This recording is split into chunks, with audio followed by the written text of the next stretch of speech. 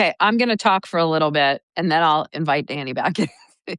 So basically, what's happening right now is, the Saudi defense minister is there. The Saudis and the Gulfies do not want any. We're going to bring Dany back in a minute. Yeah, Dany is often broken and unreadable, Doug. Anyway, no, she's not. The Gulfies don't want this, and the Turks don't want it, and others don't want it, and they're freaking out. The Egyptians don't want it.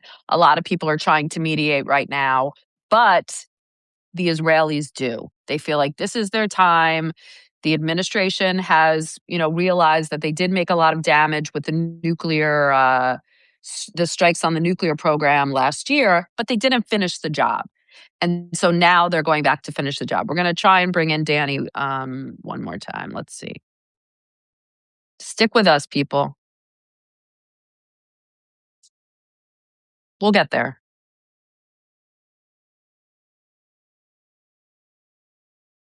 I tell Dany I agree with about a third of what she says.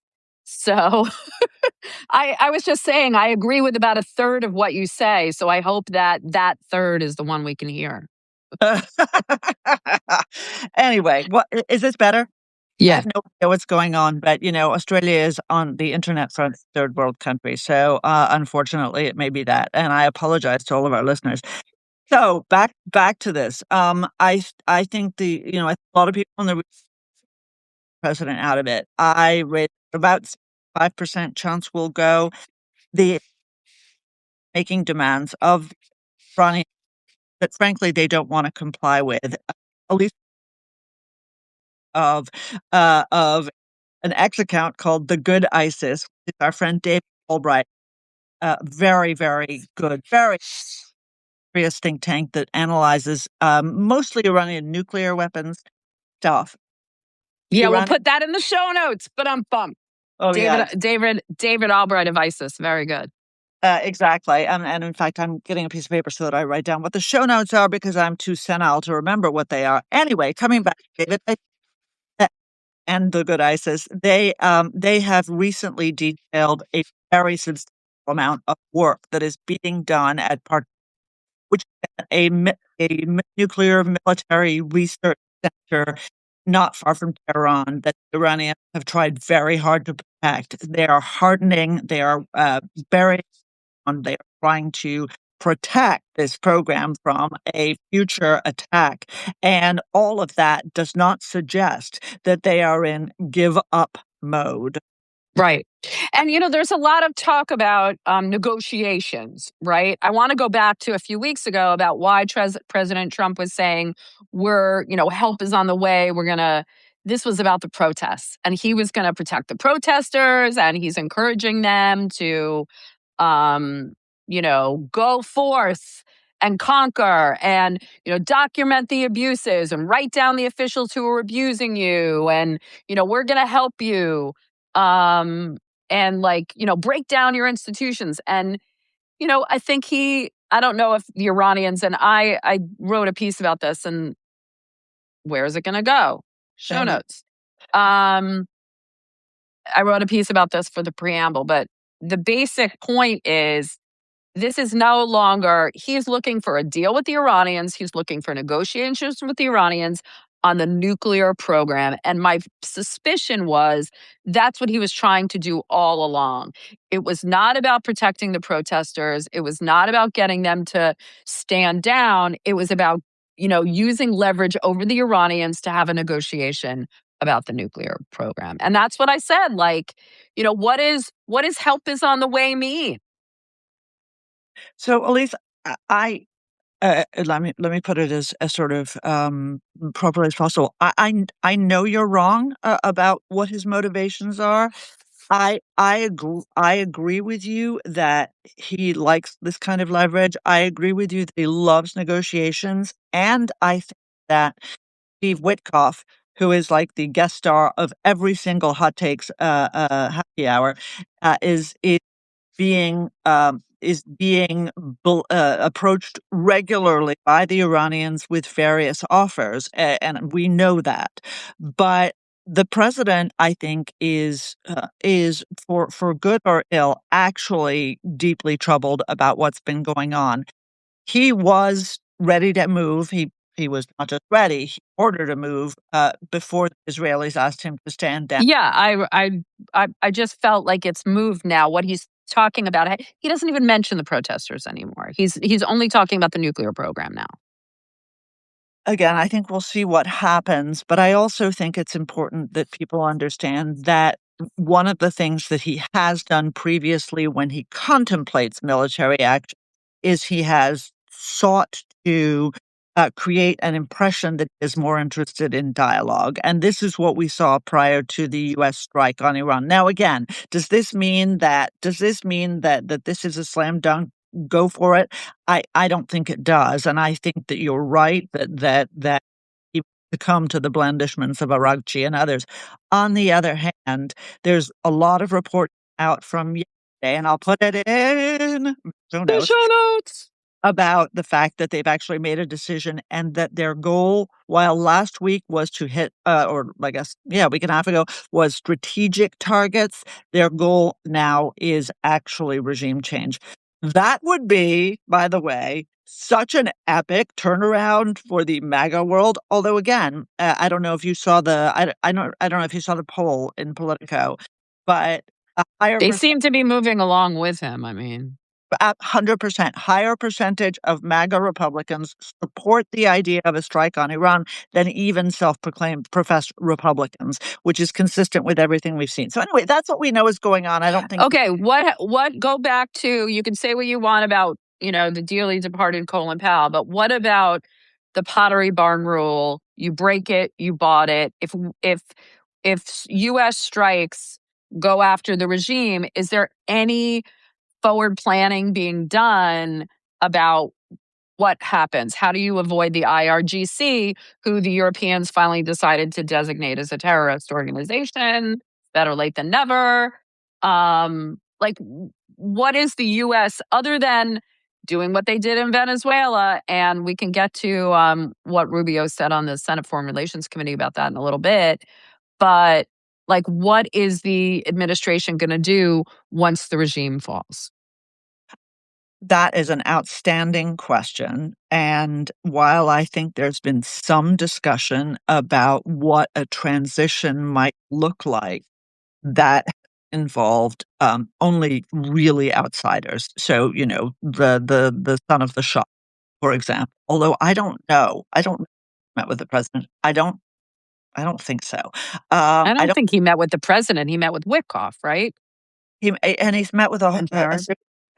series of other people as well. But I don't know, and that is an outstanding question. However, it is not the decisive question, right? Sometimes, look, I've talked about this on the show. I've talked about this on the Substack.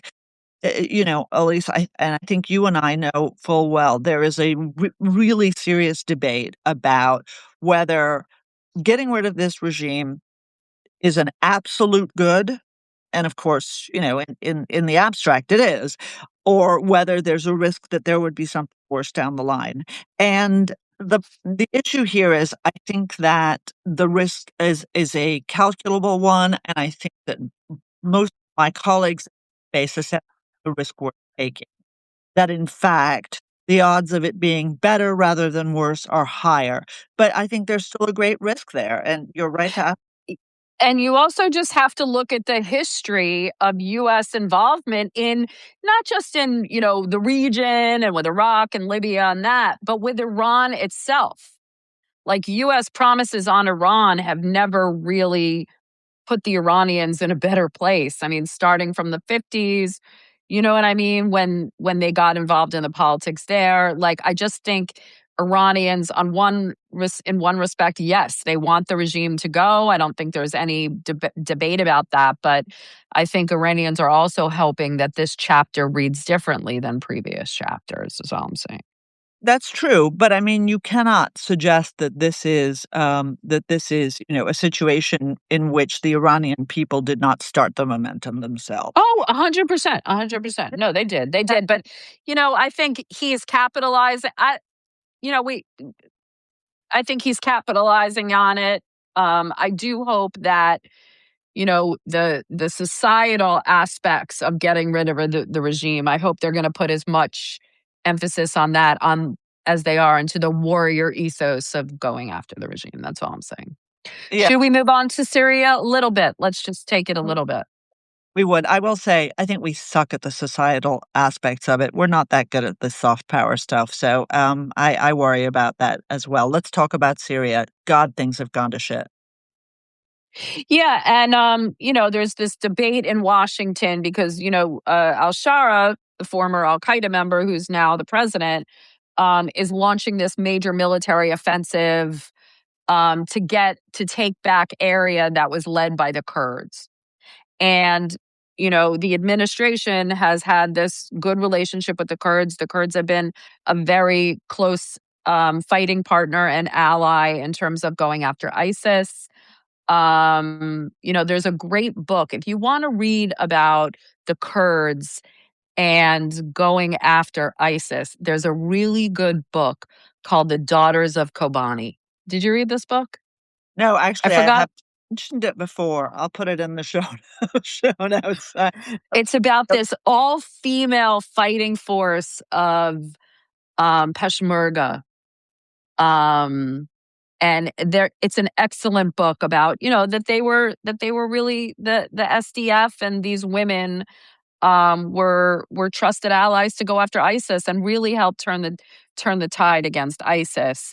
And now Washington is in this debate because they want to support the Syrian government, and their Gulf allies are trying to integrate the Syrians, in some of them anyway, integrate the Syrians into the region. Um, what do they do? Do they, back the Kurds, or do they back Shara? And so Tom Barrack, the ambassador, wants, he's putting all his eggs in Shara's basket as the best hope for Syrian unification. And, lawmakers like Lindsey Graham, Senator Van Hollen, and officials with regional experience are saying you got to keep backing the SDF. They're our most really reliable terrorism ally in the region. So, um, you know, there's basically the Syrians are trying to massacre the Kurds, and is the U.S. going to defend them? So, um, I think that's a nice lay down of what's going on. I think everybody who's spent any time listening to us and reading our work knows I'm very conflicted about Ashara. On the one hand, getting rid of Assad was so great, and this goes back a little bit to what we said about Iran as well, which is sometimes Hmm. you frying pan and into the fire. Sometimes it's hard to know whether you're in the fire or not. And Ashara was a big example of that, right? We've got a former member of Al Qaeda, a former leader of Hayat Tahrir al-Sham, a terrorist group that he led in Syria. Um, and he has incorporated a lot of very bad guys into the Syrian military. And when I say bad guys, I mean real Nazi terrorists. The Kurds have been with us since the beginning. And it's important for people to just what a pivotal role they play. There are tens of thousands of hardened, less hardened ISIS fighters that are under the control and have been under the control of the Kurds with our backstop, but not a lot of backstop. I mean, we're talking about at this point hundreds, not thousands of troops. And for uh, everything I've been seeing has suggests that the Syrian government has reneged serially on its agreements with that were um, forgive me, I started reading messages and I don't know why. The that created by Tom Barrack. Each time the Syrians said, "We'll do this, ceasefire. We'll let you have this. We'll let you do that." Don't forget, Tom Barrack's son has some very lucrative contracts in that little area over there. And I think the only thing that you really left out is the role of the Turks, and this is really where Hmm. Hmm. uh, this is really where I think we need to worry a lot because the Barak is far too deferential to Erdogan. He's officially the ambassador to Turkey, although he has an envoy role that's also official. he is far too tight with them. The Turks are very interested for reasons of their own. It's not simply getting rid of the Kurds, who they have had centuries long war against, but also in liberating enclaves and prisons. And that's where we have to start ourselves. Sorry, what is the NATO outthing, and why are they so interested in liberating ISIS? And this is really what's going on right now. And I think, if you're There's hearing, a there's a bigger we won't have time to get into it today, but maybe we'll do a special on the Middle East or something like that. But there's a lot of dots to connect about what's going on in the Middle East. There's a big kind of you know um I don't want to call it a debate even. It's like a clash of civilizations between the UAE, Israel, going one direction, and then the Saudis and Qatar and Turkey and going another direction about, the future of the region, of whether, political Islam is a thing, the Muslim Brotherhood, all of that stuff. I haven't, I have some basic feelings about it. I haven't really figured out what's going on. I need to read more about it, but it's very interesting. it is very interesting. And, look, political Islam is a thing. The question is it a tolerable? That's what I meant. Yeah. Is it the thin end of the wedge? It's a debate we have in Western society about all sorts of things. Is it the thin end of the wedge of, Al Qaeda rule, or in fact, another?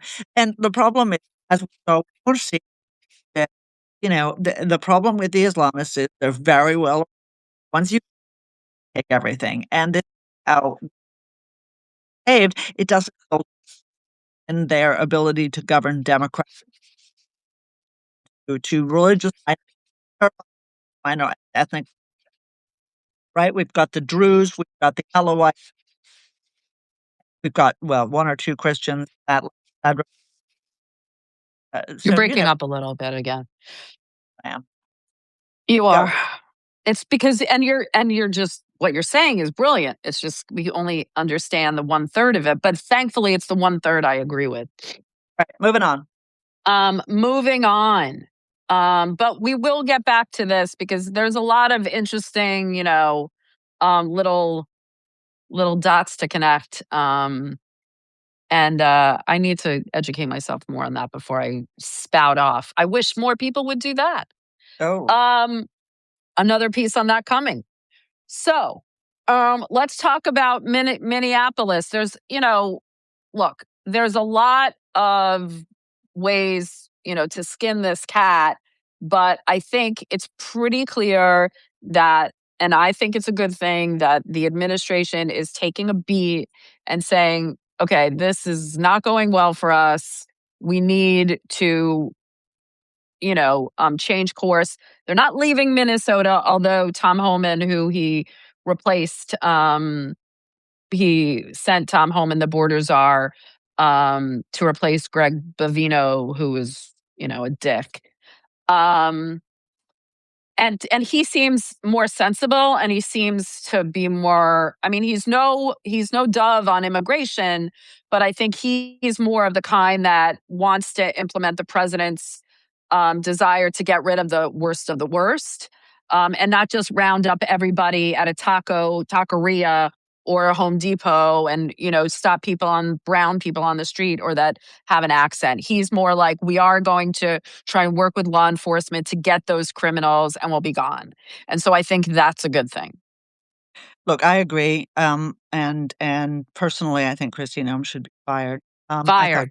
right now, I never thought she should have been. I never thought she should have been there in the first place. And everything she's done, not just on this, but everything she says is stupid. She is you know, such a suck up. In fact, on SNL, she won the award for kissing Trump's ass the most, which I thought was pretty actually, everyone was competing for it and she won it the best. But what she's doing is she's doing things that she thinks Trump wants to do. And she's like going way. I do believe that. I do believe that. Some people say no, she's doing exactly what he wants her to do. I think she's, there's a lot of corruption charges against her and these private jets that she's trying. I mean, there's a lot. I won't get into it, but there's a So, lot more on Kristi Noem than just this, and her shelf life has expired. well, I agree with you about Kristi Noem. I don't think she ever To should the have had. left. But and you and I both agreed that anybody who was going to shoot their dog from it off, or indeed, and yeah. Anyway, so we and about her and about I want to I do, however, I think that You're amount of breaking up. fuck, I don't know what to say. Can you hear me now? Try again. Okay, there's an enormous amount of agency that the government, Tim Walls, Ray, all are responsible for the environment in which people one side here. And talked a lot about the work. Okay, the data 72 are being arrested and are criminals now. And we're going Uh, to need you to dial in again, darling. I'm sorry. I'm okay, sorry. what? Let's just call it a day. No, This is do it one more time. Do it one more time. all I right. want I'll to try. talk about this. Try one more time. Okay, bye. We're gonna have Dany. I'll just talk in the meantime. No, I know what she's trying to say. She's trying to say, and she has a point that the local officials have not, this is a sanctuary city. They've made a decision not to cooperate with law enforcement, but have also, gone further than that to, um, you know, encourage, you know, encourage the population to fight back against ICE. I don't think Dany and I would agree on the scope of that, but I don't think that the the local government. I agree that the local government does have agency here, and I don't think that they've been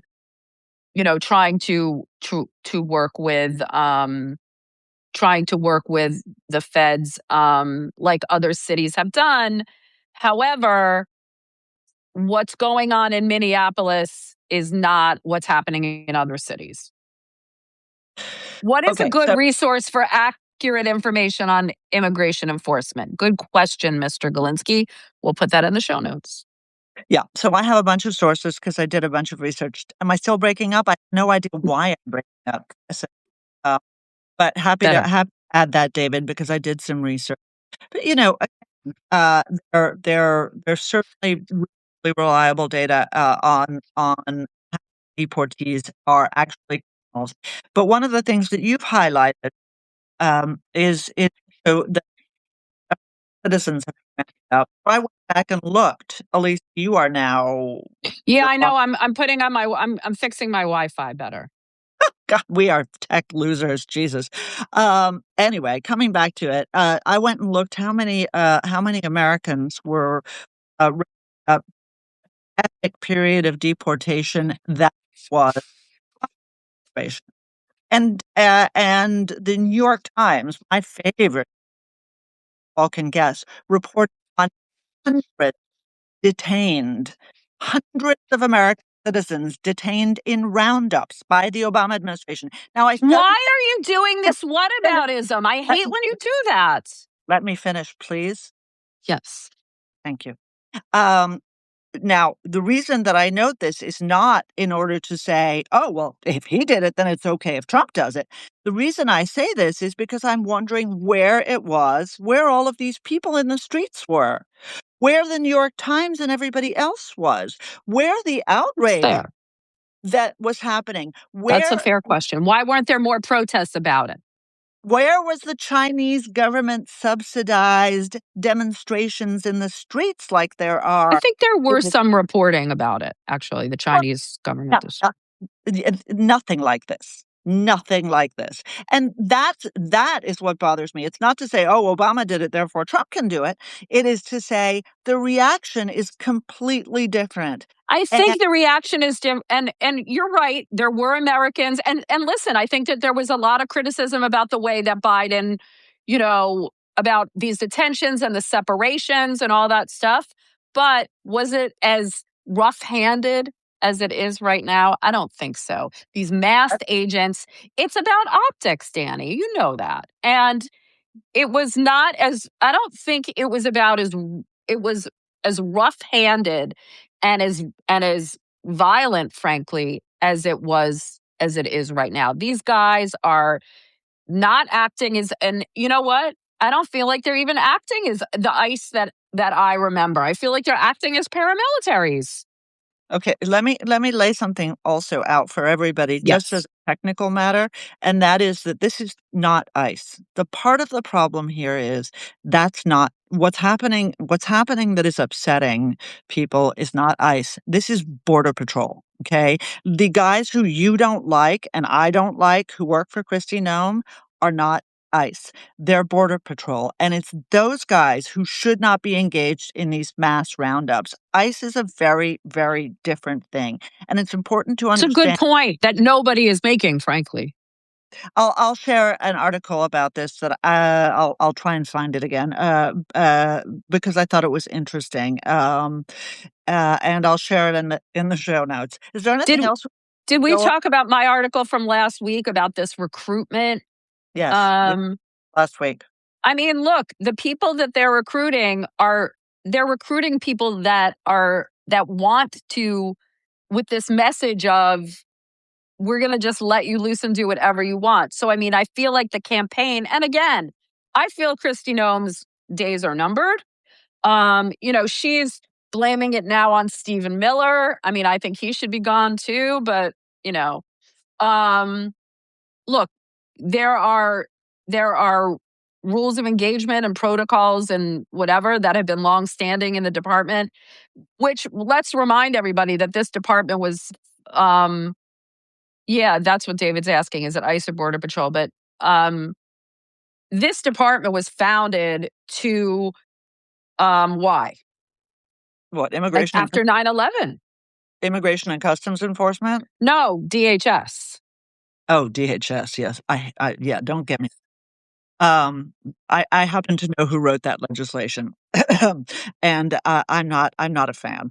But, hey, at least before we go, I really wanna I think we've sort of beaten this one. I wanna Yeah. talk about But I just will say one thing. President Trump, the Border Patrol part was a very popular aspect of his, administration, and he was elected on it.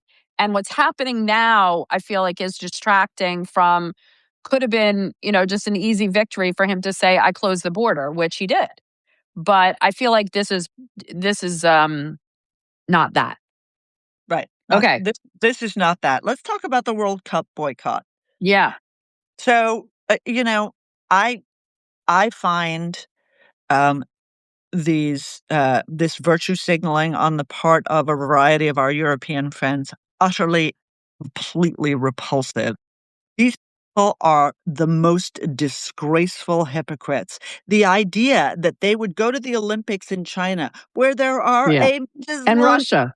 a million Muslims, a million Muslims in concentration camps, or Russia, which has invaded serially its own neighbors, is just horrifying. We are talking countries and individuals that are discussing boycotting the World Cup in the United States have watched as anti-Semitism in Europe has risen to pre-World War II levels in some instances and had no objection, and yet are suddenly upset about Donald Trump.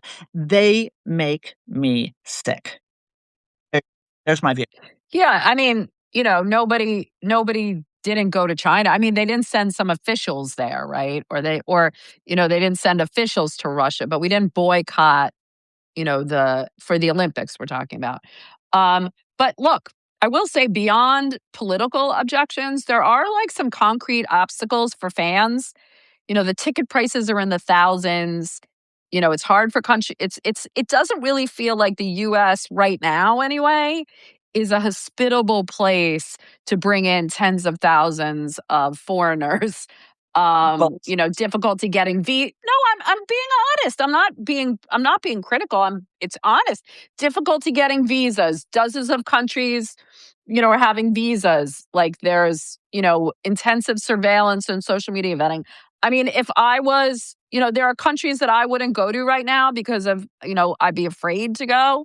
I can see where when they see what's going on, and I'm not saying the media doesn't play a part in it, travel bans from how many countries?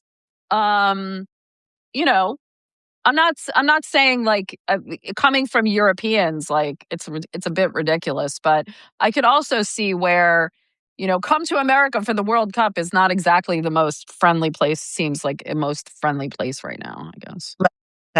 okay. I have a lot of objections to the things the Trump administration does. I have a lot of American politics these days.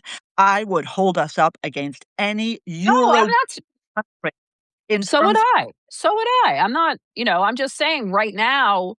Um, with this attention on deportations and foreigners and everything. I mean, the Europeans have the travel visa. They can, or the visa waiver, whatever. Like, that's bullshit. I mean, but I'm just saying, like, we want to be a welcoming country. I don't feel like we're putting out that vibe right now. you know how many hundreds of rapes there are a day in the UK now, Elise? The idea that we are not a But we're not welcoming talking about the UK. We're talking about the United States. and we are the freest, best, openest country still in comparison I'm to not our denying that we are, but you can't say right now that if you're someone from, like, I don't know, outer Mongolia. Egypt. I mean, I would, you're, I'm just talking about a moment in time, Dany. And No, in this moment in time, and I'm not looking about, other countries right now. I think the way the UK treats their, Muslims or France or whatever is also terrible. But I'm saying, like, right now, when the president is like, you know, talking about, annexing, it's just we're just not putting out the best vision of America right now. I mean, you have to be able to admit that right now we're not putting out representing our best selves. there's no we there. This is a media issue, and it is emphasizing something that it is choosing to emphasize because of its politics, not because of the reality of what's going on. If the same media was paying attention to what is happening in countries that are saying, "Ooh, we may not go to the World Cup," I can assure you they would look bad and worse. But they're not paying attention because it is not in their left-wing interests, and that is terrible. So, anyway, I'm not agreeing with you that this World Cup boycott is like a good idea. I think mm, it's stupid. But yeah, I'm also thinking, like, you know, I could see where people might not want to come to America right now. well, and guess what? If they don't wanna come, fuck off. Okay, Okay. More snow for me. enough of that, and also without rancor, even though I get energized about this, I just get so irritated with it all, but not towards you. Love you. Love you guys. Love Thanks for you. Love you. Mean it. all of our David Galinsky said, right on, man. he's a wonderful man and a big fan. Yes. Take Bye, everyone. See you next week.